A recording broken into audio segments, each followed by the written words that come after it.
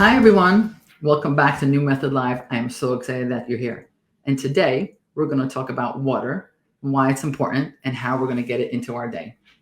So, you all know that water is important. You hear it all the time. You have to drink water. You have to stay hydrated. Drink a jug. I don't know, drink a bathtub full. You have to drink it. But you know that sometimes it's hard to get water into your day. One of the reasons it's hard to get some of our habits in is because we need to know the why behind it. So today we're going to talk about why it's important to get our water in. Because when we understand the why, we're more likely to get it done. And of course, I'm going to give you some tips on how to get the water into your day. First of all, we're made 60% of water. And you might have heard that before, 60% of water, but I want to give you a little bit more detail about that. So the brain and the heart are 73% water. The lungs are 83% water. The skin, 64% water. Muscles and kidneys are 79% water.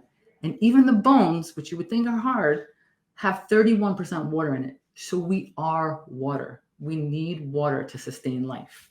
So now I'm about to tell you how many cups a day you need. So of course it varies. It varies about where you live, how old you are. But generally speaking, for men, adult males, you need between 12 to 15 cups a day. And for adult females, you need between 9 to 11 cups a day. That's how much you need to get in.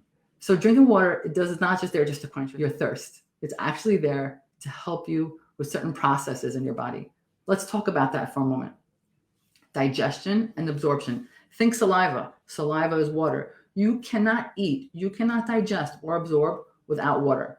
And then past the saliva, when the food goes into your body, the fluids, the water in your bloodstream is what gets those nutrients in. So you need it to digest and absorb.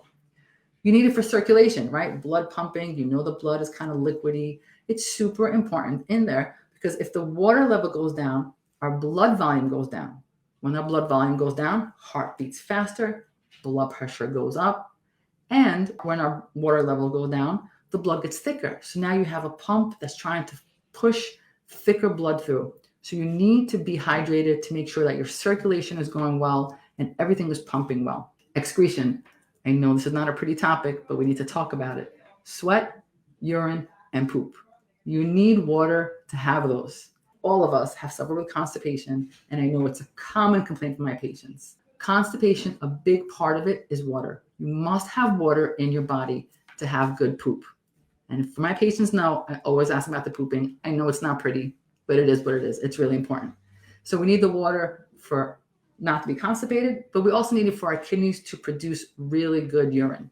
So we got to get the water in there. Body temperature, right? Everyone knows sweat is water, and that keeps us cool when we're sweating or when we're hot. Very important. And believe it or not, water is really important for your joints and your spine. So if you have joint issues, spine issues, get the water in. It needs the lubrication. And of course, none of this matters to you. For my vain patients out there who only care about the vanity issue, it's also great for your skin. It'll make you look less wrinkly, remove fine lines. So at the very least, if you don't care about all the other stuff, do it for the face. Okay, so we know it's important. Digestion, absorption, pooping, sweating, we gotta eat. A little bit gross, but now tell me how to get it in. The first thing we have to do, we have to set a goal. And for any of you who have seen my videos on SMART goals, your goal has to be specific, measurable, attainable, relevant, and time-bound. For water, it's really important that you choose a goal that makes sense. If you're drinking 0 cups now, going up to 4 is a big deal. If you're drinking 8 cups, going up to 12 is different. So you're going to have to go from 0 to 12. Also, if you're saying I'm going to drink 12 cups of water, but maybe you are an Uber driver or a bus driver, it's not very realistic, right? Because you need access to the bathroom. If you're working outside and you're sweating, 2 cups of water is not going to be enough. So set the goal that makes sense for you, not for your neighbor, not for me, not for someone else. It has to make sense for you.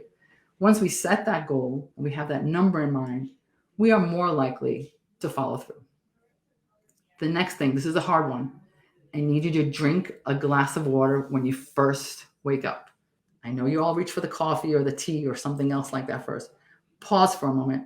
You just slept for hopefully 7 hours, but whatever time you slept through, you didn't drink that entire time. You're waking up automatically dehydrated. Let that first cup of liquid just be plain water. If you don't like cold water, it could be hot water. Replenish and rehydrate as soon as you open your eyes. I want you to buy or use a bottle that you already have, a refillable bottle. Just keep it by your desk. Fill it up and keep it by your desk. Sip it throughout the day. Don't just wait until you're thirsty. Sip it throughout the day. Having a refillable bottle, first of all, it saves you money, so you're not buying water bottles. And second of all, it's good for the planet. And that one is for my firstborn, Shani Hai, because she's a sustainable engineer. So please, refillable water, don't buy the plastic ones, and fill it up all day and drink. You do double good for you and for the earth. Set a reminder for your phone. Let's use our phone with something useful this time besides scrolling. And let's set a reminder throughout the day that just says drink. I don't know about you, but these are very helpful to me, but don't put too many reminders. My son has like 4,000 reminders on, and all he does is snooze them all day and get nothing done. So don't do that. Actually use the timer to remind you to drink water. Next big tip that I really advocate for you is to drink a cup before you eat. So now, if you have 3 meals, that's 3 extra cups that you had, right? You had the morning cup, then you had 3 cups before your meals. You got 4 cups in without even thinking about it. But the other added benefit of putting a cup of water before you eat is you're going to eat less. A lot of times we think we're hungry, but we're actually thirsty. And certainly having a full cup of liquid in our belly before we start eating is going to make us less apt to overeat. Then I want you to replace your sodas or your drinks with water, because the sugary drinks you already know are bad for you and they can cause diabetes and insulin resistance. But did you know that sugar, it displaces the water in order to compensate for all the sugar? So you're drinking 2 cans of Coke thinking you got fluid in, you're actually dehydrating yourself. So I need you to replace those drinks with water. And for those of you who think that water is gross, and I know you're out there because I hear it all the time, flavor your water. When possible, get a water bottle that has an infuser inside and put natural things in there. Some lemon, blueberries, strawberries. That's the best way to flavor your water. And you also fill your water with antioxidants.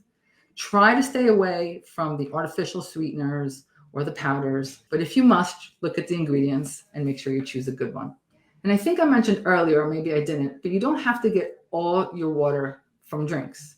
It's actually found in fruits and vegetables. So by eating fruits and vegetables, a diet rich in fruits and vegetables, you already have some water in there. I made a little list of really rich water fruits and vegetables. So cucumbers, tomatoes, apples, celery, lettuce, watermelon, peaches, zucchini, all of them have water in there. So consider adding that to your diet, and there's a cup of water there for you. So we talked about setting the goal. Make sure that goal is realistic for you. Make sure you can handle it throughout your day, whatever your work day looks like. First cup of water when you first wake up before the coffee. It's really important to hydrate. Remember that coffee dehydrates you.